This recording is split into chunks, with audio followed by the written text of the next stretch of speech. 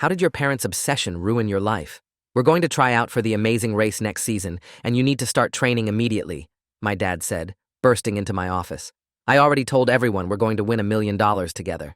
Dad, I work 60 hours a week and have never watched that show, I said.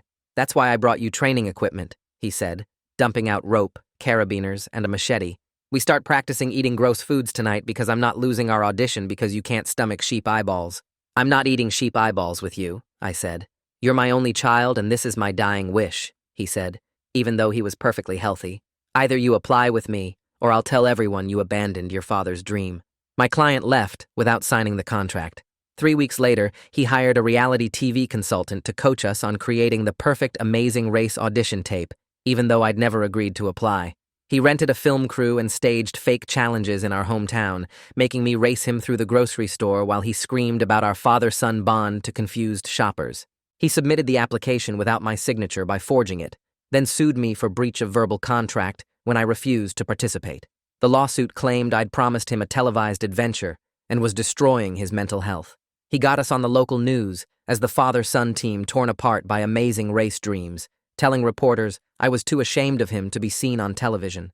CBS sent a rejection letter, but he claimed they'd change their minds if we proved ourselves through a practice run. After months of training alone, he created his own Amazing Race in our neighborhood to film as a supplemental audition video. He'd mapped 12 challenges across town and invited hundreds to watch us compete against imaginary teams, narrating our progress through a megaphone strapped to his head. He made us eat raw fish at the Japanese restaurant while screaming we were falling behind, then forced me to carry him through the park for a traditional bonding challenge. When I tried to quit at the rock climbing wall, he climbed without a harness to prove we deserved to be on the show. He fell 30 feet and shattered his pelvis, but kept crawling toward the next challenge, screaming that CBS would see our dedication. Instead of going to the hospital, he injected himself with black market steroids and painkillers to finish his audition video. He zip-lined across the river on a cable he'd illegally installed between buildings, but his broken pelvis made him lose his grip, and he fell into the water and got swept into the dam machinery. He got pulled through the turbine, and it shredded his left leg so badly they had to amputate below the knee, but he was conscious the whole time, screaming we were still going to make it to the pit stop. He dragged himself out and hopped on one leg to the final challenge at City Hall, which was eating a gallon of cottage cheese while solving a puzzle about our family history. He went into anaphylactic shock because he'd developed a severe dairy allergy from the steroids, and his throat closed up, but he kept trying to swallow while his face turned purple. He gave himself an emergency tracheotomy with a ballpoint pen to keep breathing, and finished the cottage cheese through his neck hole, then collapsed at the finish line holding a homemade trophy that said, "Future Amazing Race Champions. You cost me my leg because you wouldn't just try out for the show with me," he said from his hospital bed where they were fitting him for a prosthetic. "If you'd been a good son and agreed to audition with me, I'd still be able to walk." "Dad, CBS never even called us back," I said, but my mom turned away from me in disgust. "He'll never run again because you were too selfish to spend quality time with your father pursuing his dream," she said, while he sobbed about never getting to race around the world. The city was suing me for the illegal obstacles he'd built because he'd listed me as co-organizer on all the permits, and the dam company wanted $3 million for the damage his body did to their turbine. My mom moved my dad into my apartment because she said I owed him 24-hour care after stealing his leg, and she threw out all my belongings to make room for his physical therapy equipment. I slept on the floor for 3 months, while my dad lay in my bed dictating new Amazing Race application essays about our inspiring story of overcoming adversity, making me write down how losing his leg only made our father-son bond stronger. He told everyone who visited that we were going to win next season because no other team had a story like ours, and when I tried to leave for work, he called the police saying I was abandoning a disabled person who depended on me for survival. "We're going to be the first amputee team to win," he said, while I changed his bandages for the 5th time that day. The bandage stuck to the dried blood on his stump, and he winced as I peeled it away. That night, I tried sleeping on the hardwood floor next to my own bed, while he sprawled across my mattress practicing his victory speech for when we won the $1 million. My spine pressed against the wood planks, and every time I shifted position, a board creaked loud enough to wake him. He'd sit up and start reciting how we overcame adversity through father-son teamwork, and I'd lay there staring at the ceiling fan, knowing I'd get maybe 2 hours of broken sleep before my alarm went off for work. Around 2 a.m., he turned on the bedside lamp and read his speech out loud for the 20th time that night. The next evening, I stepped outside to grab the mail from the box at the end of our hallway, and within 3 minutes, heard sirens approaching. 2 cops showed up at my door saying they'd received another welfare check call about an abandoned, disabled person in immediate danger. The officers looked exhausted, and one of them rubbed his forehead while asking if everything was okay. Dad wheeled himself to the doorway, crying about how I'd left him alone without his medication, even though his pills were sitting right on the nightstand. They had to follow protocol and check his vitals while he sobbed about being neglected by his only son. After they left, I found 17 missed calls on my phone from a longtime client who'd seen the local news segment about the son who cost his father a leg. He said he couldn't work with someone who'd abandoned family and terminated our contract effective immediately. My monthly income dropped by $2,000, and I calculated how many more clients I could lose before missing rent. The certified letter arrived the next morning requiring a signature, and my hand shook as I signed for it. Inside were 2 separate documents with numbers that made my stomach drop.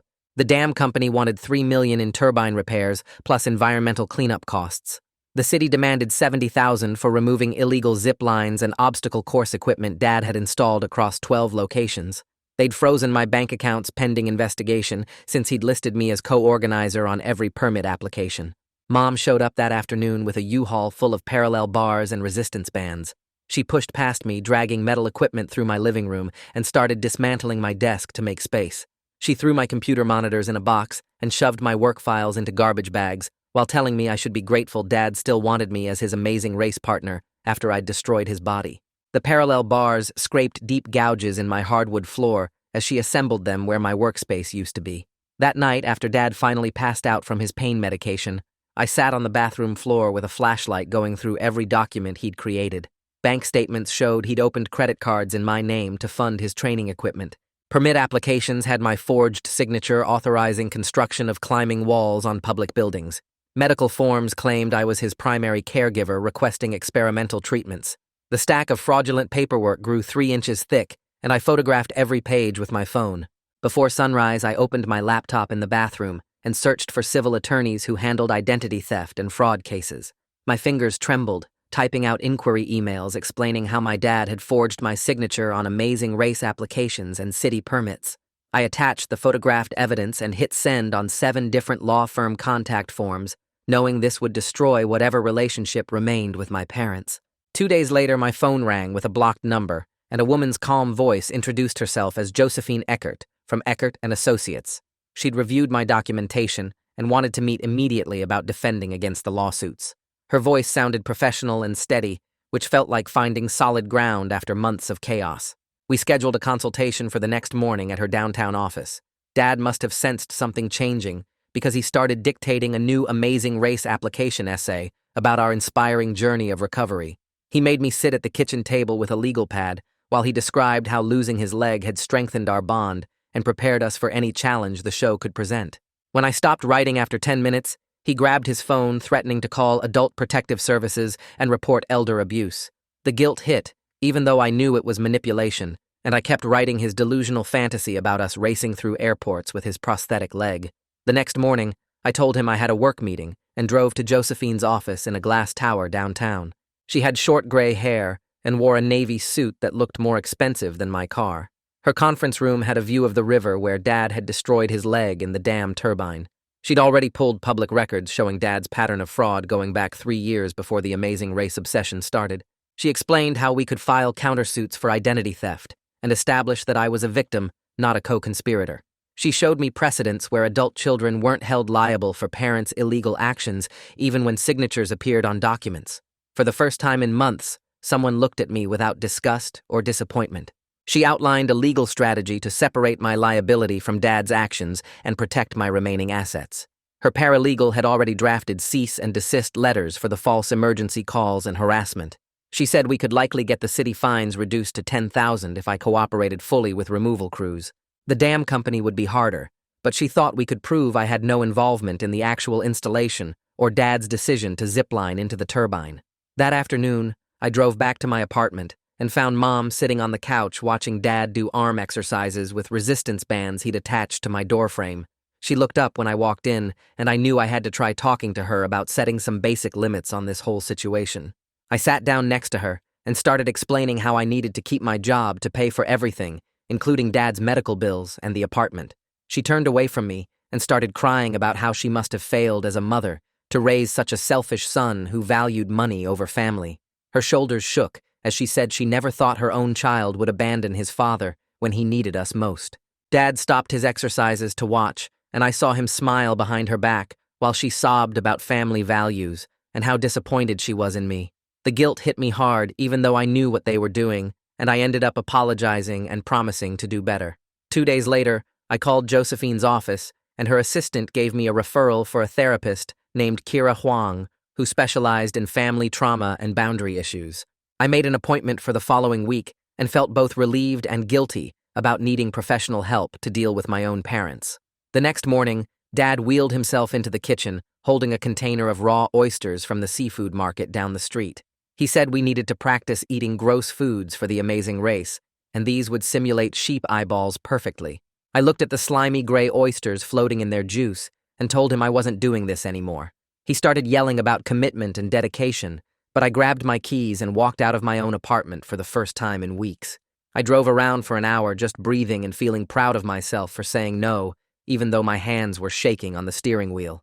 My phone rang, and Reed Barron's name appeared on the screen, making my stomach drop, because I knew what this call would be about. He told me my missed deadlines and the public drama from Dad's news appearances were putting my position at serious risk. He said the partners had noticed my declining performance, and if things didn't improve immediately, I'd be facing termination proceedings. I pulled over in a parking lot and put my head on the steering wheel, trying not to panic about losing my only source of income. 3 days passed before Josephine's office sent out the cease and desist letters to Dad regarding the forged signatures and false police reports. She emailed me copies, and I read them over and over, feeling both hopeful and terrified about what would happen when Dad received his. The certified mail arrived 2 days later, and I watched from the kitchen as Dad signed for it and tore open the envelope.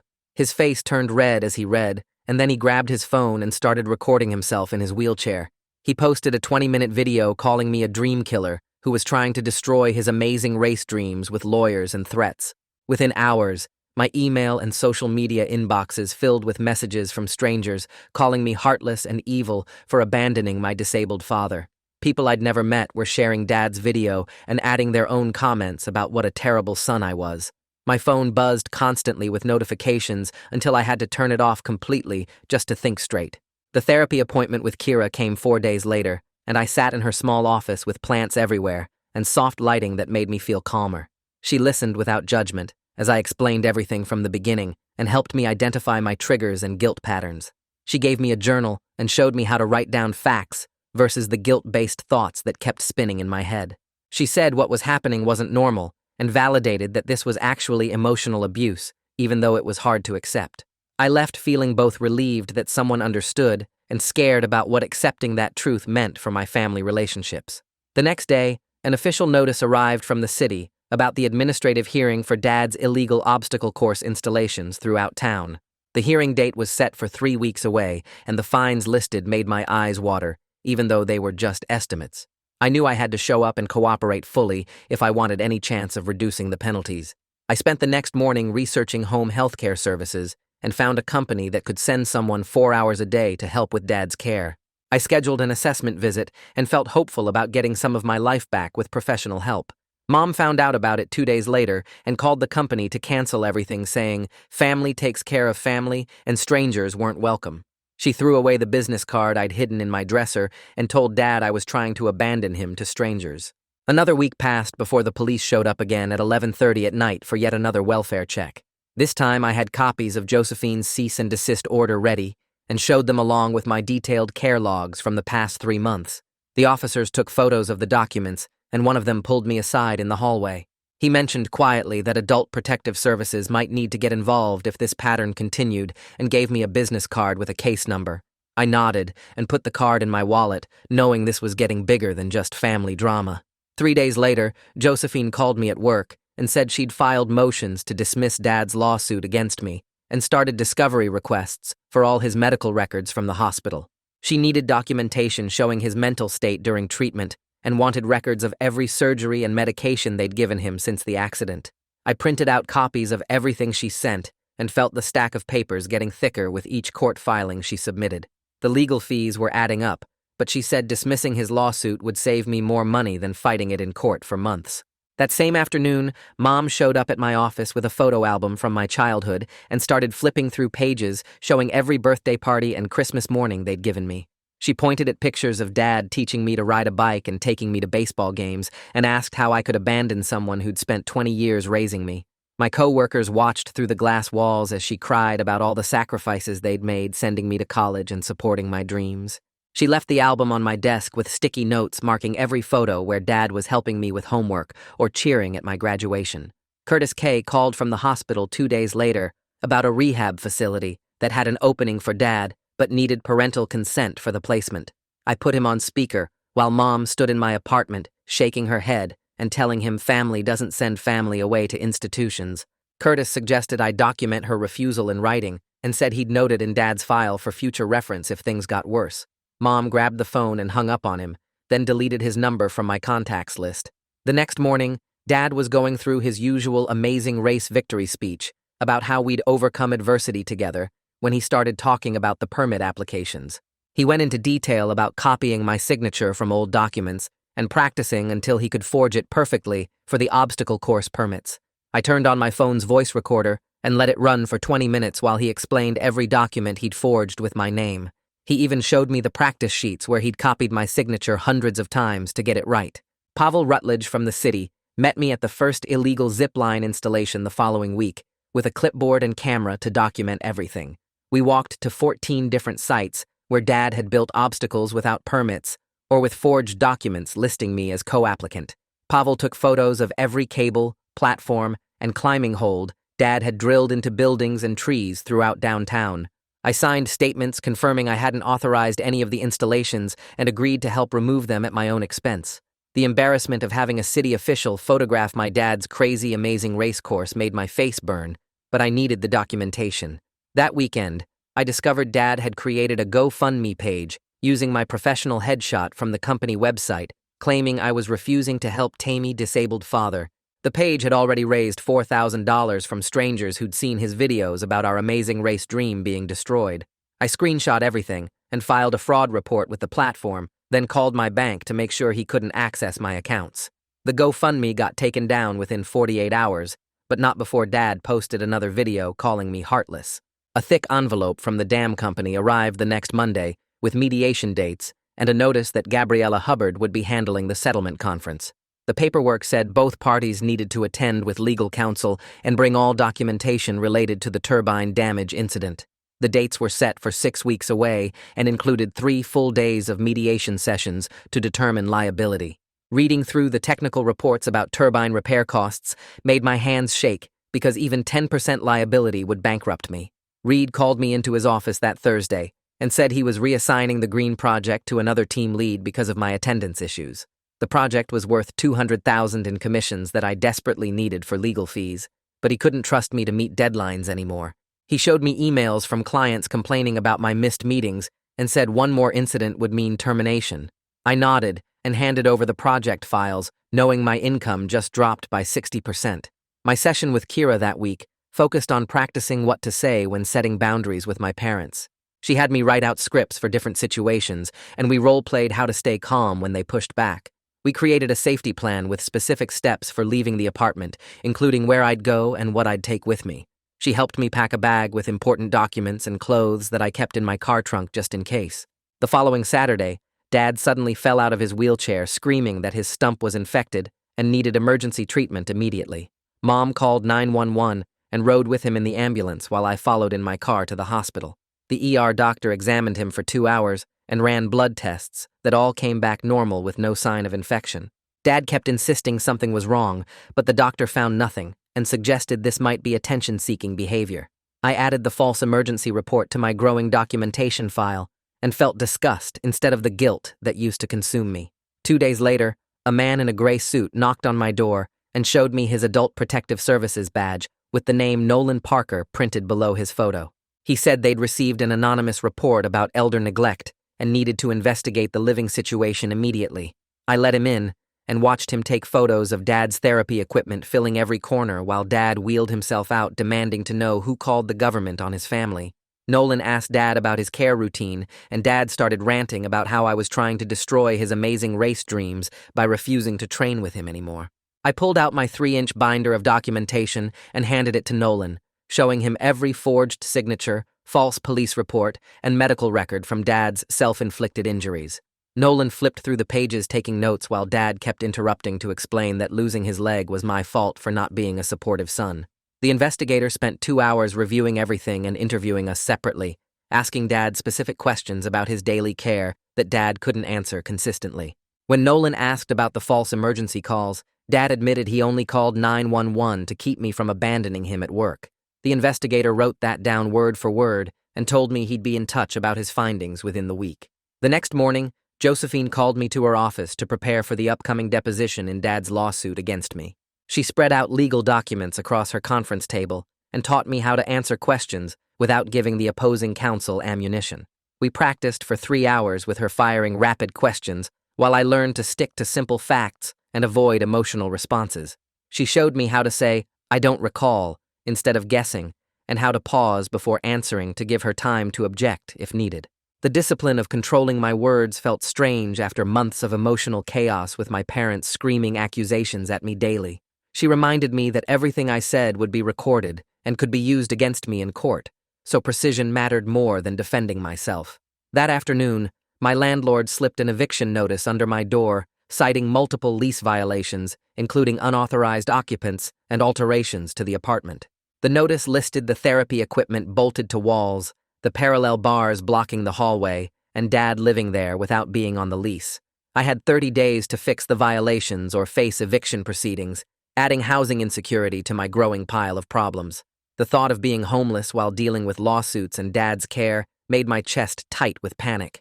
I called the landlord to explain the situation, but he said other tenants were complaining about the noise from Dad's late-night Amazing Race training videos. That weekend, I typed up a detailed care schedule with specific hours for meals, medication, and therapy exercises. I printed it on bright yellow paper and taped it to the fridge as non-negotiable ground rules for Dad's care routine. The schedule blocked out my work hours as completely unavailable and designated specific times when I'd help with his needs. Dad ripped it down immediately, but I printed 10 copies and kept putting them back up every time he destroyed one. Mom called me selfish for creating boundaries, but I kept replacing the schedule and pointing to it when they demanded help outside the designated times. 3 days later, Dad called 911 at 2 p.m., claiming severe chest pains that required immediate transport to the emergency room. The paramedics arrived and found his vitals completely normal, but took him anyway because chest pain complaints required automatic transport. At the hospital, Dad told the doctor I'd been neglecting him, but when Nolan Parker showed up to investigate, Dad admitted he'd lied about the chest pain. He told Nolan he just wanted to stop me from going to work because he needed someone to watch his new Amazing Race training video. Nolan documented the false emergency call and noted a pattern of coercive control in his report, adding it to the growing case file. The emergency hearing for a harassment prevention order happened 2 weeks later in a small courtroom with a judge who looked exhausted before we even started. Josephine presented evidence of Dad's false emergency calls, forged signatures, and public defamation campaign against me. The judge reviewed the thick stack of documentation while Dad insisted from his wheelchair that everything he did was motivated by love for his son.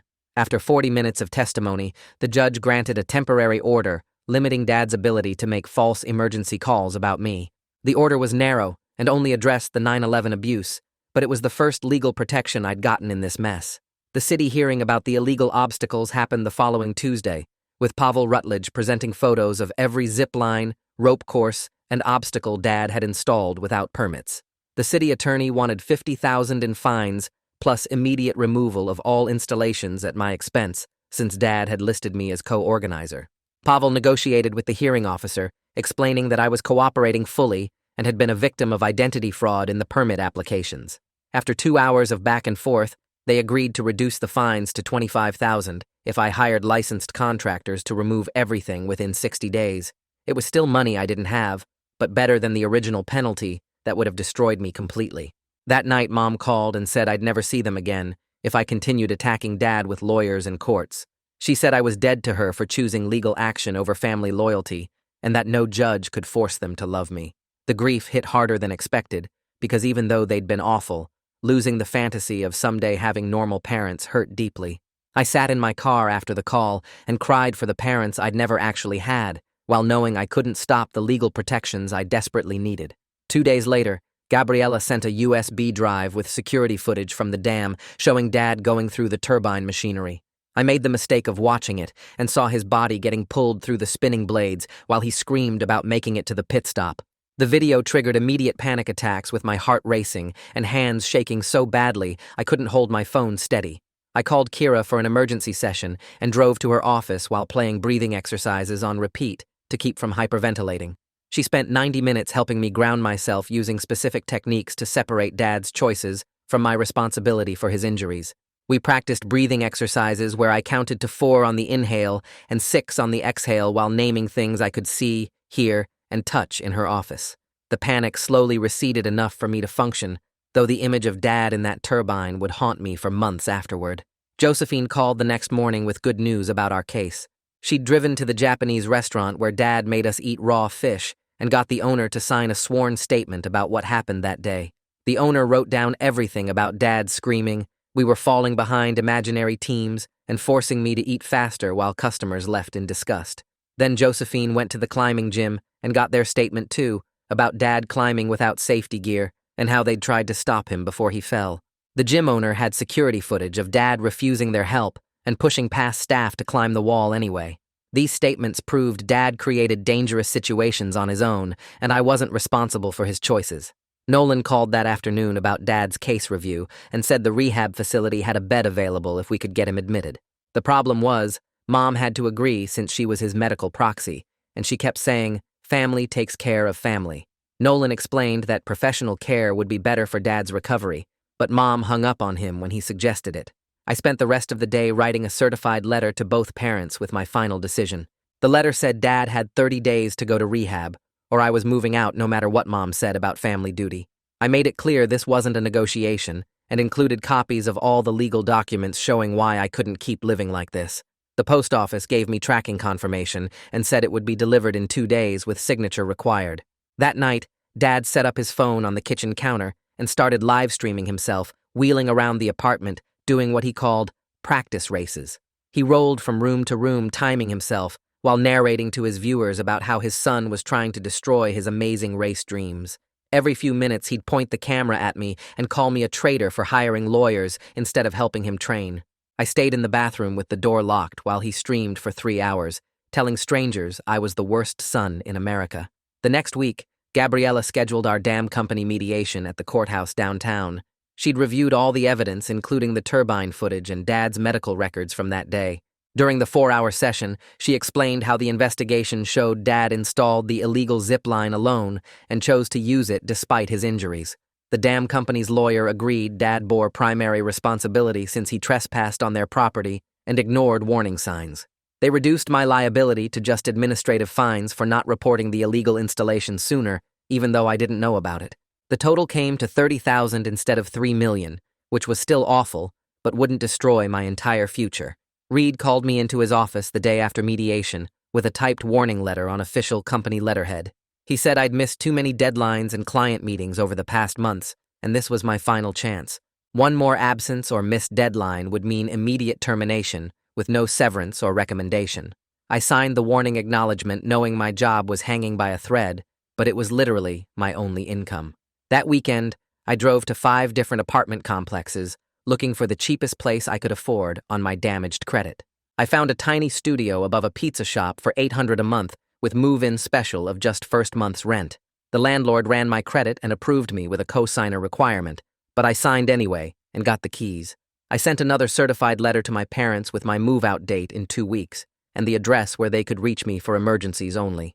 Dad's response was to wheel himself out to the sidewalk the next morning with his phone streaming and threaten to roll into traffic if I abandoned him.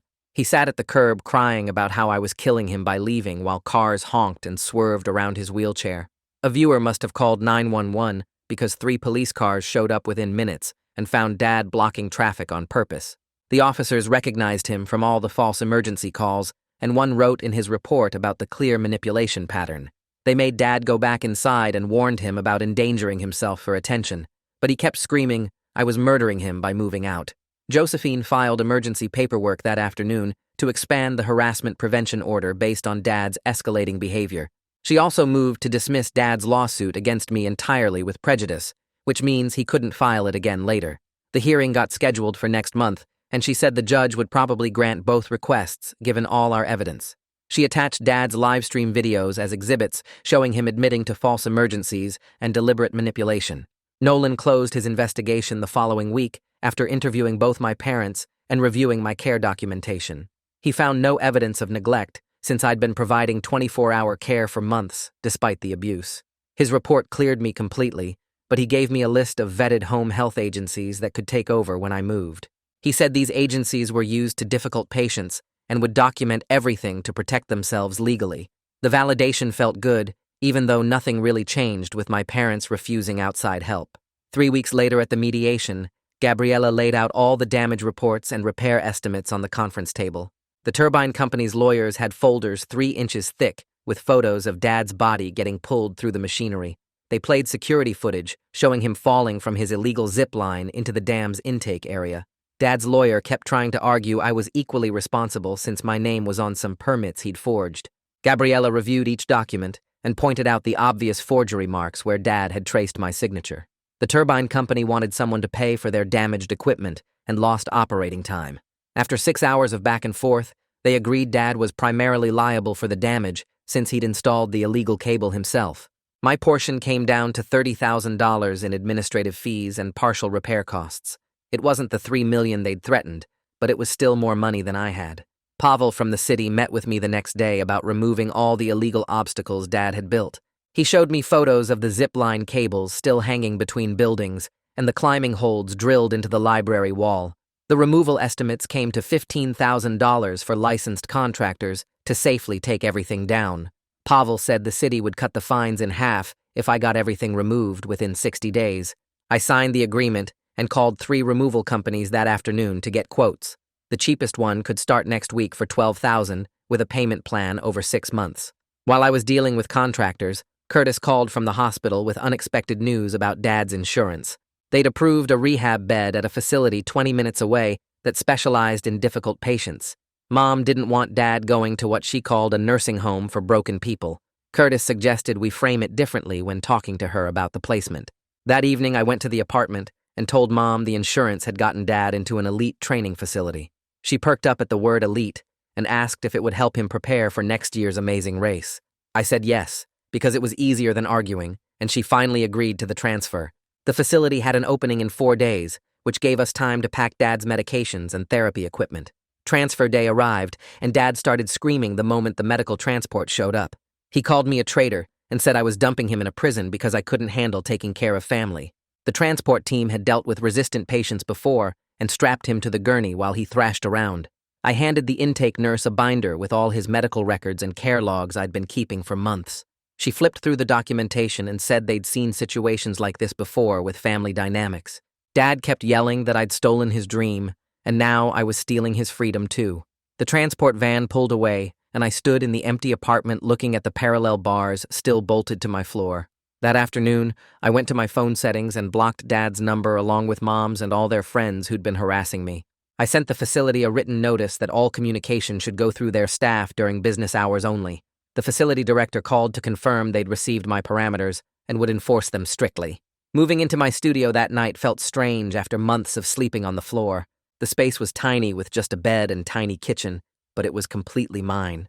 Sirens wailed outside from the fire station down the street, but I didn't care about the noise. I spread out on the bed and slept 6 straight hours for the first time since Dad's accident. My bones ached from exhaustion, but the relief of having my own space made everything else bearable.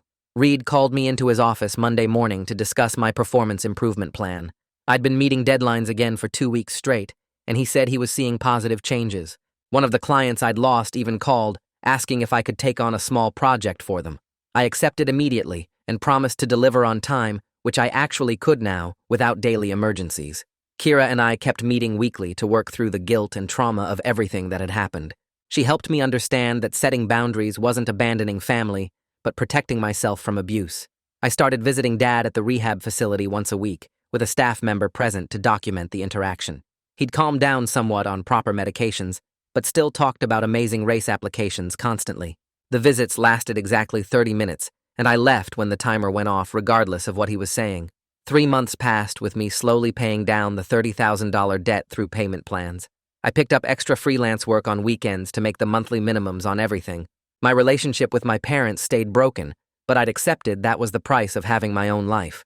The mess wasn't perfectly cleaned up, and probably never would be completely. Dad still told anyone who'd listen that I'd cost him $1 million and his leg. Mom still believed I'd failed as a son by not supporting Dad's dreams completely, but I had my apartment and my job and weekly therapy, and that was enough. Standing on solid ground felt better than drowning in their chaos, even if the ground was covered in debt. The obstacles were gone from around town, and the fines were slowly getting paid.